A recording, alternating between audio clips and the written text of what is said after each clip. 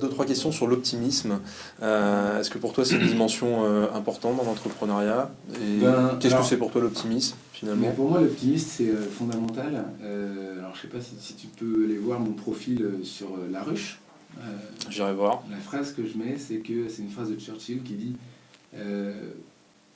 pour un pessimiste, c'est quelqu'un qui voit une difficulté dans chaque opportunité, et un optimiste, c'est quelqu'un qui voit une opportunité dans chaque difficulté.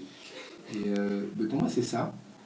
Et alors, tu vois, ce qui est drôle, c'est que moi, je l'ai découvert ça vraiment en faisant du commerce.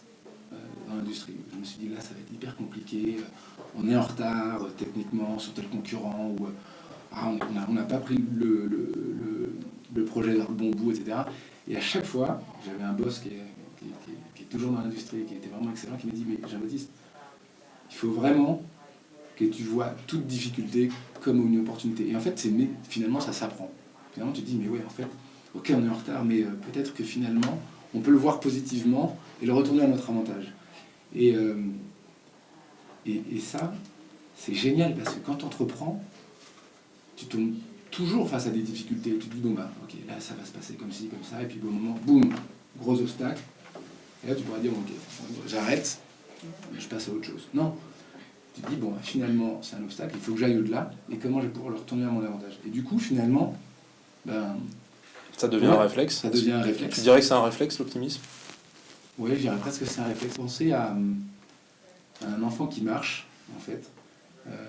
Quand tu marches, et que la fois quand il apprend à marcher, il lève son pied, il va le poser, et puis il est vachement inquiet parce qu'il n'y a rien pour le soutenir, quoi.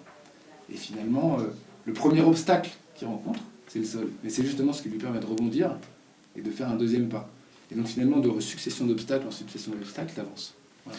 Une dernière question, si tu étais amené à amener un seul livre sur une île déserte pour garder ton optimisme, justement, lequel tu prendrais? Je pense que je prendrais le Nouveau Testament. D'accord. Voilà. Très bien. Bah, merci à toi, Jean-Baptiste. Je vous en prie, merci.